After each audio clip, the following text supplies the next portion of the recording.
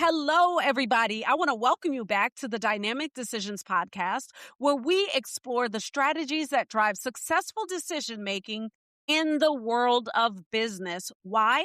Because the best decisions come from great conversations. I'm your host, Tisha Cable, CEO of C Model Data, and today I'm joined by someone who has spent over 15 years proving that the best digital products are built with clarity, not just speed. His name is Ismael. He's the founder and CEO of Capicua. It's a UX-led full-cycle product development company helping startups and global leaders to launch faster, retain more users, and outpace the competition. Welcome to the show. Thank you so much for being here.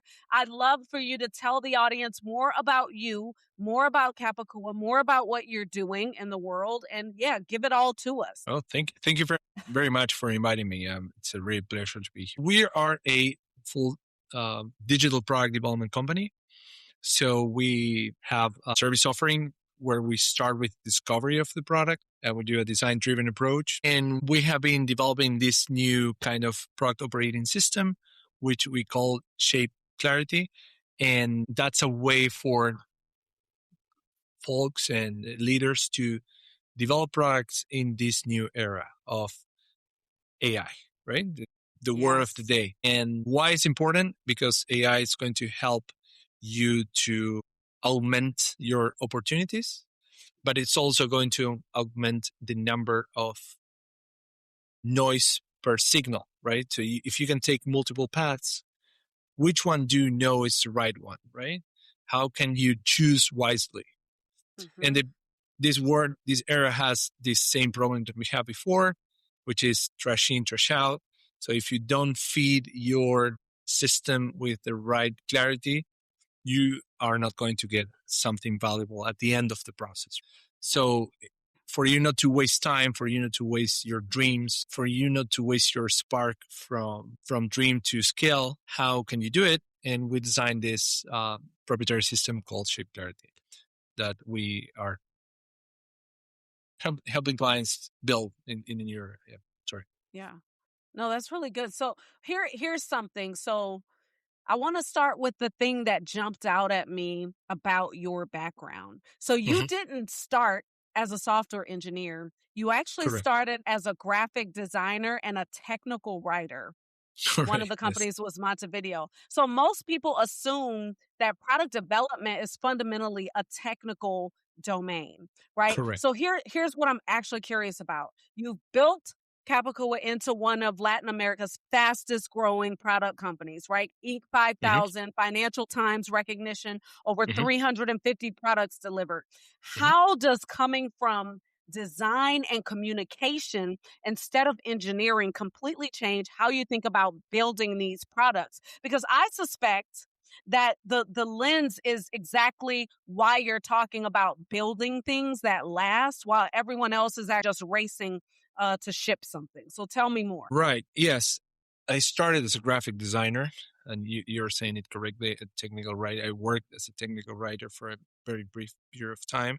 But the reason why I started as a graphic design was like I started communications. And then I said, I want to learn to do something with my hands. And my dad is a software developer. So because of him, I said, I don't want to be a developer. I just want to be a designer. Right out of college, I started working in technology as a graphic designer, which was kind of a weird thing at the moment because we were graphic designers, but the cloud was just starting and you have this explosion of new terms called UI, UX.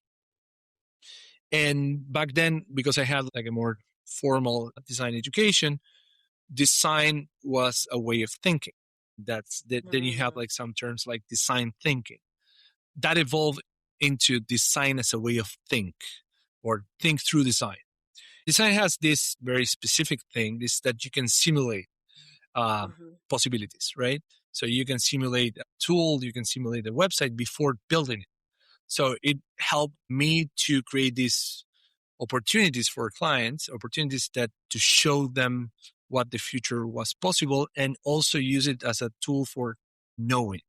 Both me about knowing what the business was, about our clients knowing about how to build a product. right? So we created this design-driven approach, which was let's create a bridge between two humans where design is the common denominator. And design has this beautiful quality that anyone can understand design without being a designer, right? You can be attracted to design or be repelled for some designs. Some things you like, some things you don't. And pretty much you don't know why, right? Some people are attracted to, for example, cars. Some people hate those cars. But they have a feeling, a relationship with design. If I don't think people necessarily have a relationship or an emotional relationship with the engines that those cars are driven by.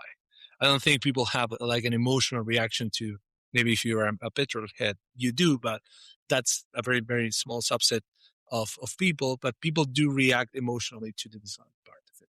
So I think design is a way to knowing the work. And I think today design offers a possibility of simulation that it's a much more higher level.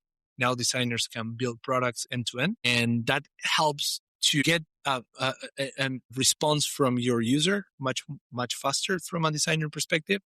So you can measure if that signal is there, but you first need to know what you were measuring for, what were your expected behavioral change, right? Design is a way to change behavior. Either you create something for people to attract to your brand, or you design something for people that are buying from your competitors to buy from your brand, right? That's what you're trying to do, changing the behavior through design. So that's what we do as well. Yeah, I like it. So let's talk about something that I think every founder that I know is wrestling with, and it's called product drift. So you name this thing that happens when growth starts to bury the vision that the founder started with. So let's take Right. a scenario, for example, that you're probably familiar with. A founder comes to you. Their product had this crystal clear purpose when they launched it, but now they're 3 years in. They've added 100 features and they can't quite articulate anymore what makes them different. Can you walk me through what that conversation looks like? How do you help them to see the drift before it becomes fatal? So that's a great question. Yeah, we are our enemy. It's the drift. And the drift is something that happens structurally and systemically when you forget where you're going. It's the same thing as a boat, right? You start drifting away, and anything can benefit your drifting. You have a customer that they want X functionality, right? And you run to build that functionality, but then you don't realize that by doing that, you start extending your product like a bubble gum. And that thing that was once flavory now is like all over the place. So drift is what happens when you are spinning your wheels in the same place, when you are trying 16 different things and nothing sticks. It's when anything goes, right? Anything goes as long as you think your product market fit or your next value inflection point is a quarter away. It always feels like it's a quarter away, like this horizon line that as you go forward, the horizon line keeps moving forward. And the problem is when drift happens is the signal to noise ratio. It's very difficult to distinguish. Sometimes you understand some signals or you take some signals and then you start drifting your product on a direction of noise. And that's when you waste time, you waste effort. Your team starts to sprint it away all over the place. They exchange this clarity of where the destination is or where the mission, the vision is going and what makes you unique for FOMO, because you're competing against your category or you feel you're competing against that category, but you should be on a different category, servicing different customers on a different way. So the fight for the future is going to be much more commoditized than what it is today, because it's, as we talked about a minute ago, anyone can build a product, right? But those products are going to be heavily commoditized. So how do you differentiate in the world of the future? If you can create an emotional connection with your customers, it will be impossible because you will be very exchangeable. One of the cases that it happened last week is the whole idea about how we design using Figma. It might be in question. And Figma is like It's a powerhouse in the design industry. Last week, Google launched an AI first design tool called AI Stitch, and Figma is trying to catch up, like Sketch tried to catch up to Figma 5 years ago.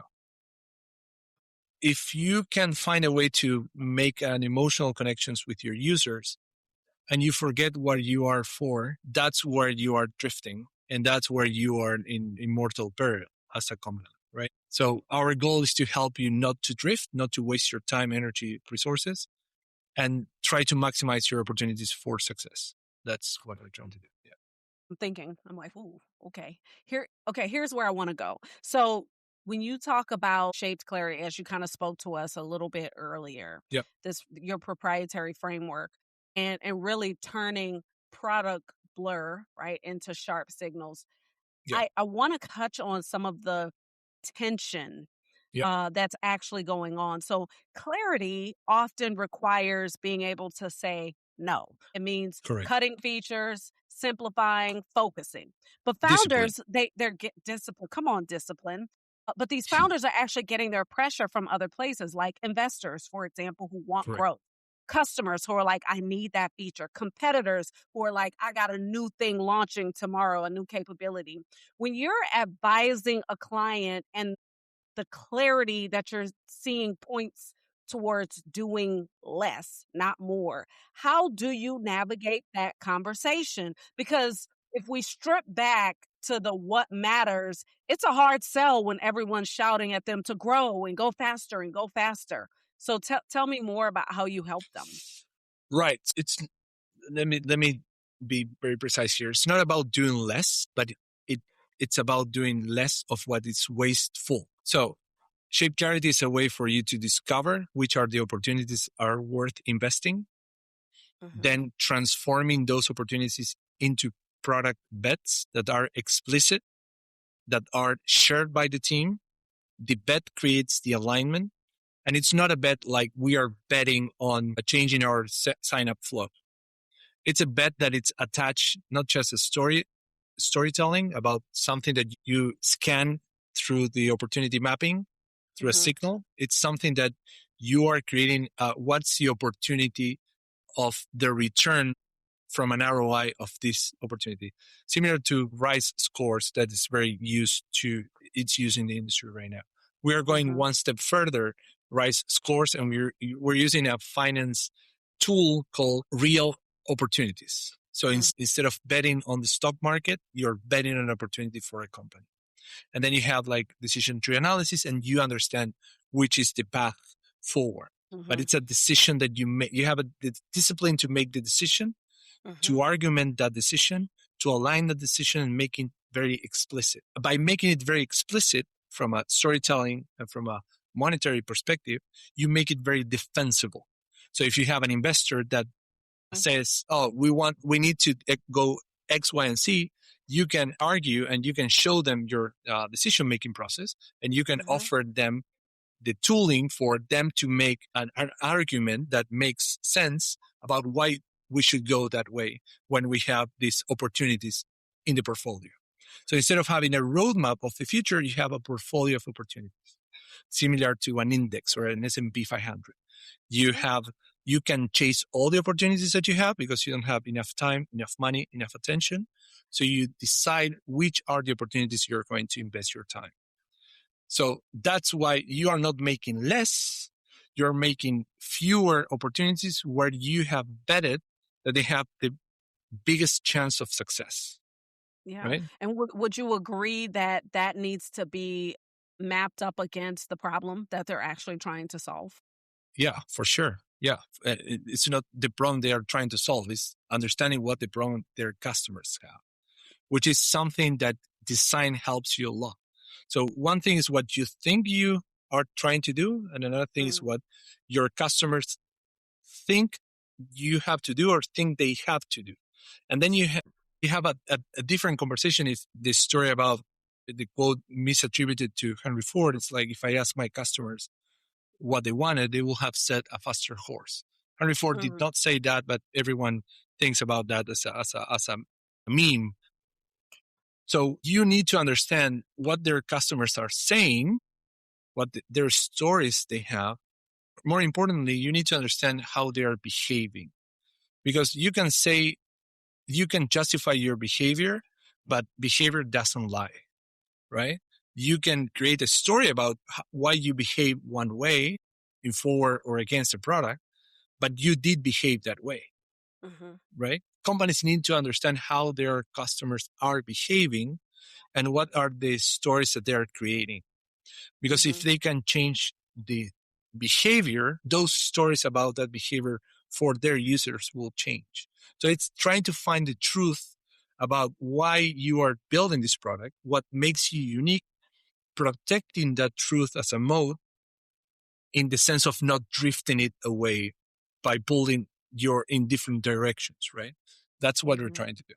And it's such a hard lesson for so many founders. So listen, you've been pretty public about disciplined entrepreneurship, right? So Yes. you have studied Bill Aulet's framework, Yeah. you've implemented business model canvas, evaluated EOS Yes. for like running a business. That's a lot of operational rigor for a creative services company. So my question is this. So most of agencies are really selling creativity and flexibility. You're Right. layering on frameworks. I mean, we're talking ISO certification, like serious process discipline. So Yeah. when does structure enhance creativity versus when does it start to constrain the very innovation that you're trying to enable? And have you faced any circumstances where there's been tension between like, we need more process and we're killing all the magic? All right. Discipline does not equate to processes. You listed a bunch Ooh, of come different on. uh, you listed a That's a bunch of nugget. different frameworks. Yeah. Um, you listed a bunch of different frameworks that they have different weights. Yes. ShipClarity is not heavyweight; it's lightweight.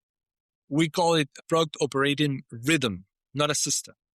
A rhythm is something that's musical, right? Anyone can follow a rhythm, right? With all our knowledge about the different frameworks that you mentioned, we wanted to create something very light, not something that creates like a corset around the company. But we do believe, and this is probably coming from creative discipline, that design has a process. Graphic design has a very, very strict process. And that process, it's discipline creates freedom. And I think that's a quote by a U.S. Navy SEAL, that by you having a disciplined rhythm, you can understand and you can focus on different things that are not how you're going to do it, but what are you going to do it. You free yourself for the opportunity of uncertainty, but you understand that things do have a rhythm and you need to keep moving forward, right? So yeah, I'm not in favor of heavy processes. I'm in favor of having a discipline and a shared discipline as well, right? Because you are as the CEO, you can have your rhythm, but if your rhythm is not followed by your C-suite, the music breaks, right? So you are Ooh, disjointing dancing, right? No one wants that. So nobody wants if that. You don't want anybody stepping on your toes, right? When you're right, trying to hit a move. yeah, and it has to be a flow, right? Right. Dancing has to be a flow, but if you put it too heavy on it, it's going to break, right? Because it's not going to be fluid. So you have to find your balance. I'm always finding balances on the fluid side of life. So All right, Ishmael, here we go. yep. This is going to be a decision-making DNA sort of quizzy thingy, okay? All So right. I've got 4 different styles, and I wanna see which ones resonate with you. Sure. After each one that I give you, you're gonna give me a number from 0 to 100% that says how much this resonates with you and tell me a little bit of why, okay? Right. Let's go. All right, you ready? So the first one is called the feeler. It's a values driven leader. So this is the leader who, before every major decision, asks, does this protect what makes this product meaningful? Here's the scenario. A client's biggest competitor just launched a feature that's getting tons of buzz. The client's investors are pressuring them to match it immediately. But you look at the data and talk to users, and you realize this feature would actually dilute what makes your client's product special. It would Hmm. create feature parity, but sacrifice the unique value proposition. That tension between competitive pressure and protecting the soul of the product How much does that values first approach drive your recommendations? I'll invest all of it in values. So you're going to give 100%, but you Yeah. can't, because then this is no fun anymore. So Right. you can't do it. So I'll put it this way. Take a look at Apple. You can say Apple, it's a value-driven company. It's a design company. And we are living through probably the craziest tech wave I have seen in my life. AI. AI is everywhere.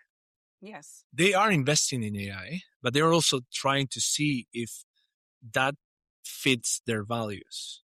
Yeah. If it fits the values of their users, if it fits the value of them as a company, they're trying to understand how does the technology affects their values. That's my perspective of it. They are building with AI, and that's something that they are investing in. And I know for a fact that they even have LLMs working with their products, but they're also trying and testing the industry and doing design tests if their products are enhanced by AI. That's a value-driven decision, because it's not that Apple doesn't have the money to invest and get toe-to-toe with OpenAI or Anthropic on a race for the data centers. Right. I don't think Apple sees themselves as a company that's going to do that. Right. And that's a value-driven decision. It's not a money issue. I think Apple could raise as much as any other company in the world. Sure. So that's why I'm saying I will go 100% into values. At the end of the day, your friends are your friends because of the values that you share with them, not their features, right? You don't have friends because they're beautiful, or you shouldn't. You shouldn't have friends because they're beautiful. Okay, I got you. All right. So the good news is, this is just for fun. So you can go 100% and you still got some percentage left. We'll keep going anyway. Here it is. The planner. It's a strategic visionary. So this persona is always mapping out how decisions will compound over 3 to 5 years. So here's exactly what I mean. With AI changing what users expect and what teams can build, every product decision you make today either gives you flexibility to evolve or creates debt that boxes you in later.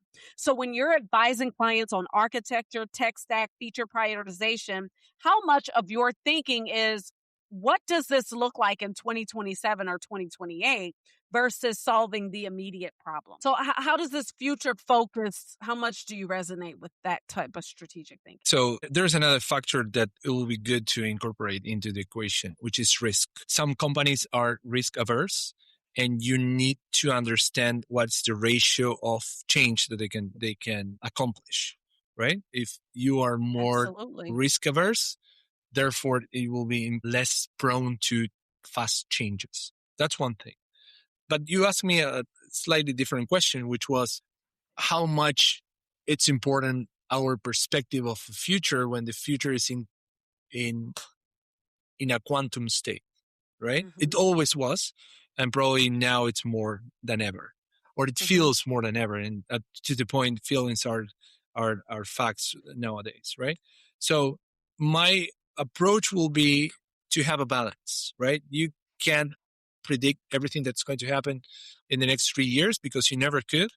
The best thing that you can do is to prepare and have future scenarios and understand what happens if X, Y, and Z. That's a shared understanding of your company. The company understands what can happen, what are the branching opportunities that you have, and go with it. Go with it with flexibility because you prepare for what could happen and you did that discipline exercise and you are better prepared, but it's not going to be infallible, right? So I will go 50-50 maybe. Okay. 50-50. Good. All right. That's good. Thank you. Well, the problem is you still got 2 more. So, all right, let's go. So here's the other one. It's called the counter. It's the challenger of assumptions. So this is the person who questions the standard product process. Everyone else follows blindly. So here's the contrarian question. What if the entire industry's obsession with velocity is wrong? What if ship fast and iterate is making products worse because teams are confusing activity with progress? You've said shipping fast is the wrong direction and is more dangerous than moving slowly. in the right one. How often Correct. do you find yourself challenging clients' assumptions about what users actually want or pushing back on the industry orthodoxy about how product development should work? So, how much rebel is in your approach? Right. So I think there's no alpha in the way everyone thinks, right? That's a Peter Thiel quote. Or it's not the exact quote, but it's like there's no alpha in consensus. That's his quote. And if you think like everyone thinks, probably you are going to end up with average results, right? The beauty of this approach is understanding where you have to be more standard and where you have to be more unique. Let me go to Apple. Maybe it's a cliche, but it helps to visualize this. Apple has pretty much physical components. Their cameras, their displays, their everything is pretty much commoditized. And even you can argue that some other brands have better features because Mhm, having better hardware. But they are unique in design, the design part. And mhm, that's what makes them valuable and contrarian sometimes because their designs sometimes they tend to be on the edge side of life. So they are contrarian into what matters to them. And because they're contrarian to what matters to them, their users recognize that and they're standard when it doesn't matter. So I will be contrarian where it matters because that will help me to stand out in a standardized crowd and will be standardized when it doesn't matter for our customers. So that will be my answer to the question. okay. Fantastic. Any percentage you're going to add on there? I will be 100% contrarian to what matters, You zero, just you zero in what completely doesn't. broken this thing. It's like my 80-20. little Let's do 80-20. Pareto. Let's go Pareto. it's all broken. That's okay. Let's just go through the last one just for kicks at this point. Yeah. Okay. So it's called the data driver. It's an evidence-based decision maker. So this is the Right. leader who wants to see the signal, real user research, product metrics, behavioral data before you actually commit to anything. So here's the question. How much do you rely on evidence versus founder intuition? Because there's this tension in product development between data driven and visionary. So Steve Jobs, Mr. Apple, famously didn't do user research. But you're talking about building with evidence and not assumptions. So when evidence and founder conviction conflict, when the data says one thing, but the founder's gut says another, how do you actually navigate that? Kind of let me know how you think about this evidence based or not. Right. Let me add some color to that story about Steve Jobs. And I had this as a first party of a person that was working at Apple at the time. When Steve Jobs returns to Apple, he goes through the campus and he starts asking people. And he asked one guy, "What do you work at?" And he says, "User research."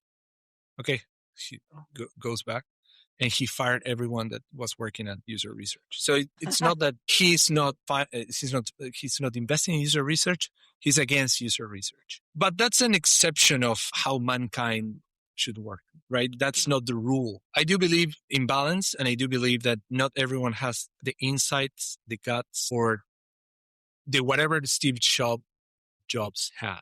So not everyone's Steve Jobs. You Right. should do user research. And user research can have this confirmation bias. Sometimes you have an instinct and you see that data on the user research and you say, oh, this is the way of going forward.